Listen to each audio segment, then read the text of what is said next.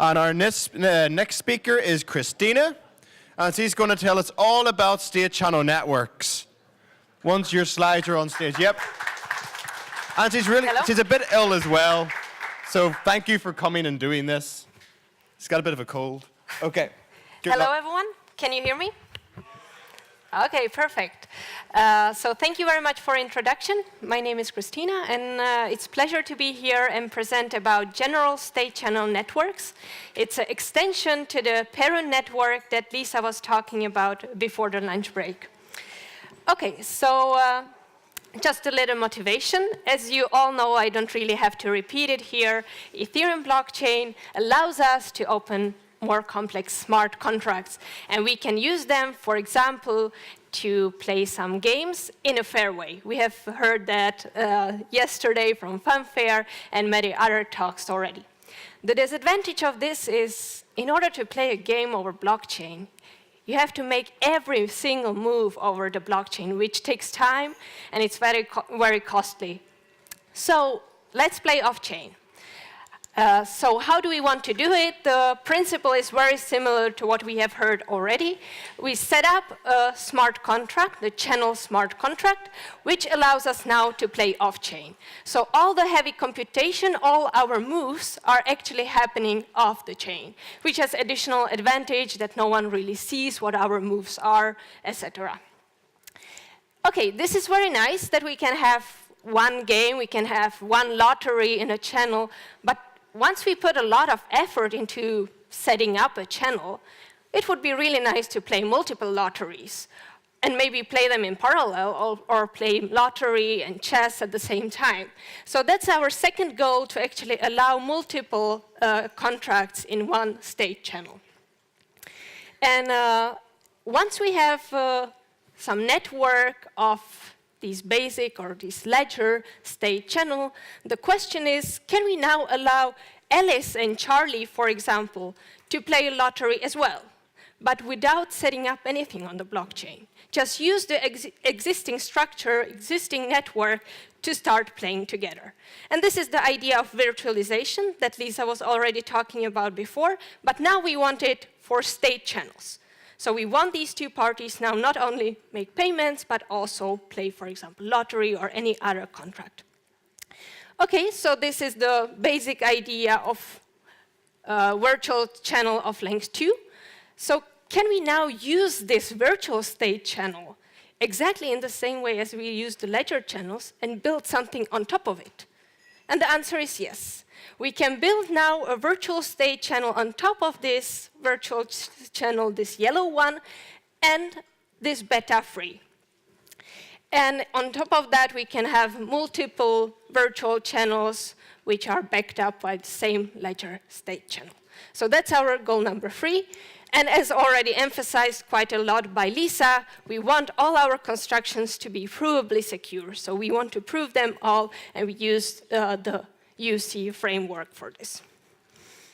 Okay, so these 4 goals roughly outline the rest of my talk. I will first tell you a little bit more details how we actually construct and how the protocol works for these ledger state channels.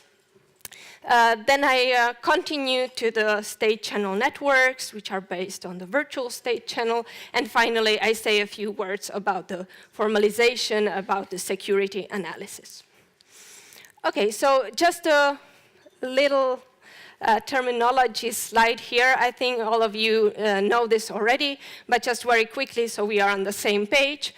By contract code, I mean we have to specify what are the attributes, what are the functions, how these functions are defined, etc. You can see an example there. The attributes might be, for example, one user, second user, the value of one user, the value of another user.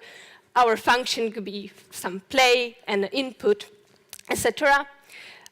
When I say contract instance, I mean, okay, assume that Alice and Bob want to play a lottery together. Okay, they instantiate this contract, they have a contract instance, and Ingrid and Bob can also have their own contract instance of the lottery. And if I say execute a function of a contract instance, I mean that I make the call to the function. So for example, here you see that Alice wants to play and her move is X.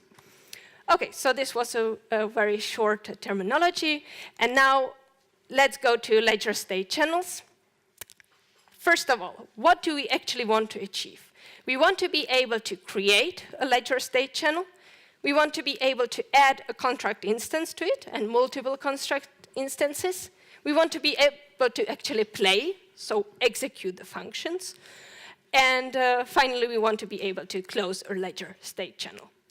I will not dive into the detail of all of these protocols or all of these functionalities, just I will pick some, the most interesting one, hopefully, to give you an idea how it works. Okay, so creation should not be really a surprise to you because it works similarly as you have already heard. Two parties set up a smart contract on a blockchain. We call it a state channel contract, and each of them send in some initial coins. They fund the channel. So here you can see that Alice puts in XA coins and Bob puts in XB coins. And they have a ledger state channel. Okay, so let's play a lottery. Alice proposes, okay, let's play. She locally creates an instance of the lottery contract. This is the version number 1. She says, okay, I'm going to play with Bob. Each of us invests 1 coin, and who wins gets 2 coins, the other one gets 0. Okay. She proposes this to Bob by sending this version of the contract instance to Bob and her signature. Now, Bob says, okay, let's play, I'm in, and sends his signature back. And this is how they actually created a contract instance. Important to note here is that we do not sign over the balances. We sign over the contract instances, right? So since we know how many coins actually parties put in the lottery, each of them 1 coin, we know how the balance changed. And this is important for having multiple contract instances in one channel, because we always exchange signature on this particular contract instance, and the money distribution changes automatically. Okay, so this was how we add contract instances, and should give you an idea why we can actually have multiple contract instances at the same time. So let's now discuss how we actually make these moves, how we execute functions. So assume that we are in the situation that the game is in some ith step, and Alice wants to execute a function f on input x. So she does this computation locally to get the new version of the lottery, and sends her the function and signature on the new state to Bob. Now, Bob can verify if Alice indeed correctly computed everything, and he also verifies the signature, and if he agrees, he sends the signature back. Let me emphasize here that the blockchain has no clue at this moment that they are playing the lottery, what are their moves, what is happening, nothing. This is just between Alice and Bob. Okay, so this was a fairly straightforward case. Much more interesting is, so let's assume that one of the parties is corrupt.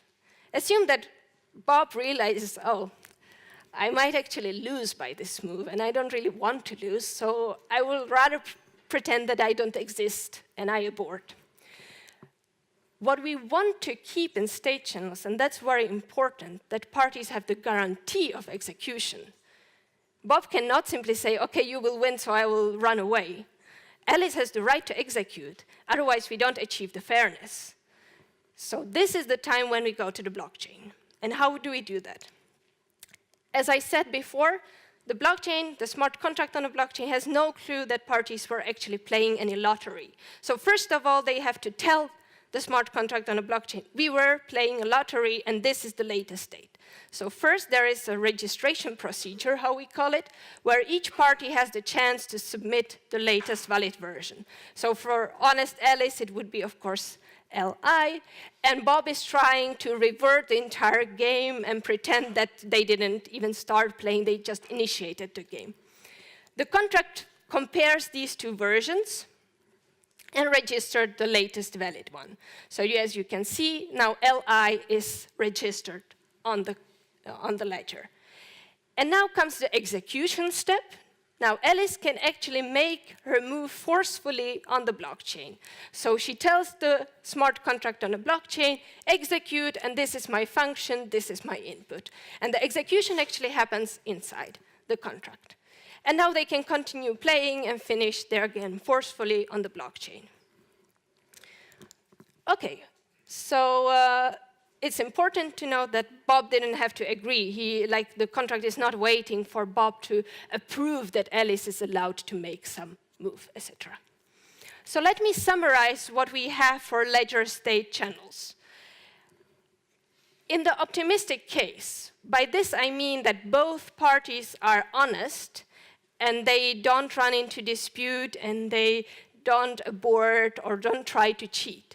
In this case, adding a contract instance and executing a contract instance happens purely off chain. The rest is happening on-chain, the creation and closure. And of course, we always have the option to go on-chain in case of dispute, so that's the pessimistic case. And in reality, what would happen, it could be also something in between, right? For a while, parties are playing honestly, and at some point in time, they have to go on-chain. So something in between optimistic and pessimistic case is also possible. Okay, so this was the direct channel between A and B. So how do we extend it now to virtual channels and to channel networks? So just a quick motivation, why do we actually want this? We have this scenario where Alice is connected to Ingrid and Ingrid is connected to Bob. They have a ledger state channel between each other. So now if Alice wants to play with Bob, obviously they can just create a new ledger state channel, right? But this costs money again. We need to set up something on the blockchain. It takes time. And what if there is some ICO going on at that point so they can actually not play their lottery right now? And that's really annoying. So instead, they might actually use the ledger state channel that already exists. And we call this a virtual state channel. So important is that we want to keep the same functionality and same guarantees that we have at ledger state channel, and we want to keep it in, but we want to be able to open it without touching the blockchain. So how does it work? A little bit of more technical details. As you remember, for ledger state channel, we had this smart contract on a blockchain that was backing up the channel. If something goes wrong, we can always go back to this channel and finish our game there. Now, Alice and Bob need something similar here for the virtual channels. And these contracts we call virtual state channel contracts. As the name suggests, it will be the analogy of the state channel on the blockchain. And this is a principle that was the same for payment channels, virtual payment channels, that Ingrid on one side plays the role of Bob, and on the other side, she will play the role of Alice. So what parties actually do, they just add these contract instances to their ledger channels. So what actually happened here, you can see that the balance is automatically reduced because they added a contract instance to their channel, and they have built a virtual channel. Okay, so now adding a new contract instance in this virtual channel happens exactly the same as in ledger channels. Party just create an instance and a signature, the other party agrees, send the signature back. They don't talk to the intermediary, they don't talk to the blockchain. It's purely between these two parties. The same for execution. So let's have a look what happens if parties disagree, because this is the most interesting case. How do we resolve dispute in this case? So again, assume that Bob is malicious and he realizes that Alice will win. So how do they resolve this dispute? So now they need to convince these virtual state contracts that they were playing a lottery and what's the latest state. And only then they can actually start executing something. So how does it happen? Alice sends to the virtual state contract, which she has with Alice, okay, look, this is a lottery. It's signed by Bob, so you know that actually Bob agreed with this. So what are you going to do with it? Well, Alice obviously doesn't really know, right? Because she had no clue that they were actually playing. So Alice has to kindly ask Bob, okay, so Alice is claiming, and I actually have your signature on that, that this is the latest state of your lottery. Now, Bob can react on this. As we know from before, he's trying to revert the game. So his version will not be preferred. Alice's version will be preferred. And now Ingrid can mimic the same behavior to the channel with Alice. Okay, so now we are in the situation that we have registered our lottery contract, and now we can start executing. So what Alice does, she executes in the channel she has with Ingrid. The contract gets executed inside this virtual state contract. Ingrid mimics it to the channel with Bob. Again, it gets executed inside this contract, and we are symmetric on both sides. So let me just make an important note here. For Ingrid, it's crucial that these two virtual state contracts are symmetric, because only then she has the guarantee that if she loses on one side, where she plays the role of Bob, she will actually win on the other side, because there she actually plays the role of Alice. So this balanced neutrality is important for Ingrid. Okay, so let me summarize what we have for virtual state channels. So maybe just the things that changed compared to ledger state channels. So now, importantly, we open the virtual state channel without touching the blockchain, so off the chain. And we still keep all the guarantees and all the functionality that we had. Okay, so let's have a look how to build networks out of it. Assume that we already have some ledger state channels. At the moment, we are in this state, right? We know how to create a virtual channel of length 2. There are 2 underlying basic channels. But wait a minute. This virtual channel is actually a state channel. So can't we just open this this contract, right? This virtual channel contract in there. And that's exactly what we're going to do. So we open such a contract in there, we add a contract instance, the same we do on the channel between Bob and Charlie, and we get a longer virtual state channel. And we can continue like that as long as we want. On top of a virtual state channel and a virtual state channel, we can build another virtual state channel. In some sense, we don't really care if the underlying channels are basic or virtual. As long as they are state channels, we are fine. We have to be a little bit more careful, and there are some technical details, for example, coming along with timings. So there are some parameters you have to be careful about, but the functionality is the same. Okay, so now we have longer virtual state channels, which is our third goal we wanted to achieve. So finally, how do we analyze security? And I will repeat a little bit what already Lisa said. So in the UC world, how we actually prove security, we define some ideal specification, how ideally our channels should work. So as you can see on the left side, we have ideal functionality for channels up to length I. Okay, so we have channels up to length I, and the only thing that the outside world sees is how balances on the ledger changed. So Alice owns 5 coins and Bob owns 6 coins. Good. On the right-hand side, we have actually some complicated protocol which uses perhaps smart contracts, and again, we have the ledger where we see how balances changed. So how do we actually prove that these two worlds are identical? So first of all, if we, in time t1, send some input, then changes on the ledger, so the balances which changed on the blockchain, have to happen in the same round and the same changes, of course. And secondly, the output should come in the same round and the same output. Okay, so we need to care about input-output behavior and changes on the ledger.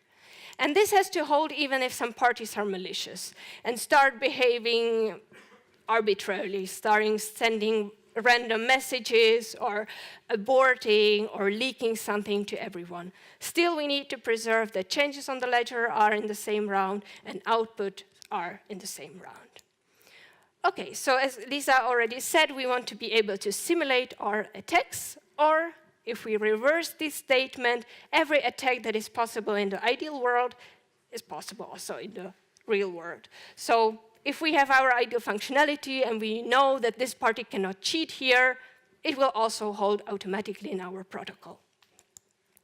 Okay, so let me conclude. We achieved all 4 our goals. We have off-chain smart contracts. We can have multiple of them in one state channel. We can extend this to state channel networks, to state channels that have arbitrary length. And we can prove the security in the UC model. And before I end this talk, I want to make a short summary what actually motivated the work and like how we proceeded.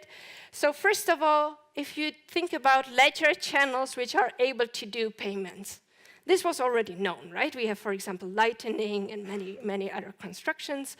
So the idea in Perun was to make this virtual, to allow payments to not depend on the blockchain, but have this virtual link, this virtualization. That was what Lisa was talking about before lunch. Okay, so then ledger channels and one contract that was also known. For example, we know Sprites achieved this. So the idea in this work was, okay, so let's have it virtual, and now let's also allow multiple contracts.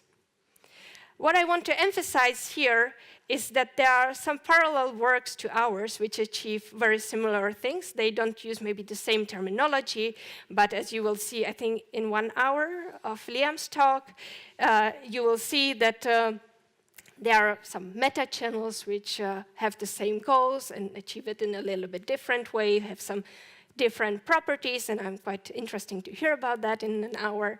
But this is just a brief summary of how we thought and how we proceeded.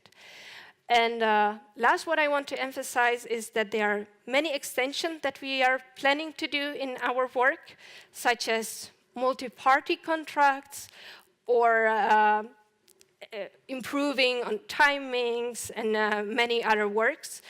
However, it's non-trivial to have a proper formal proof for all of this. So this is why we chose to do not the simplest, but rather plain model at the moment, because for us it's very important to prove the security. Okay, thank you very much for your attention, and I'm happy to answer any question.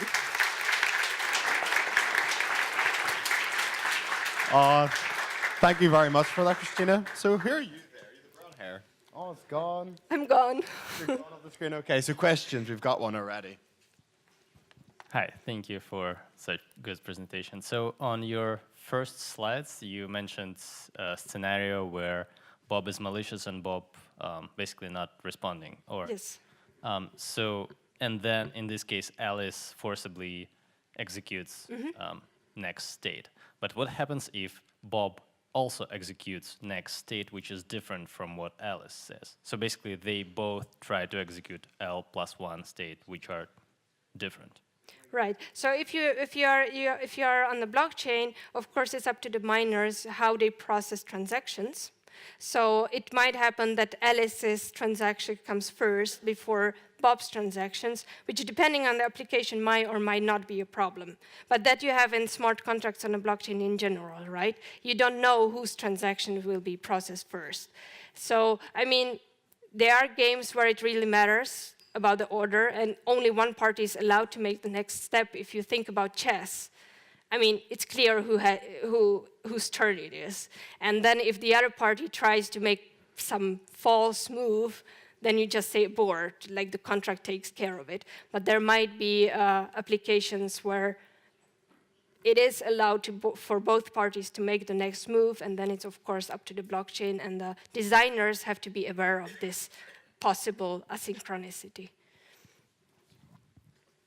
We have time for another question. Oh, over here, okay, cool. Not left Harris this time.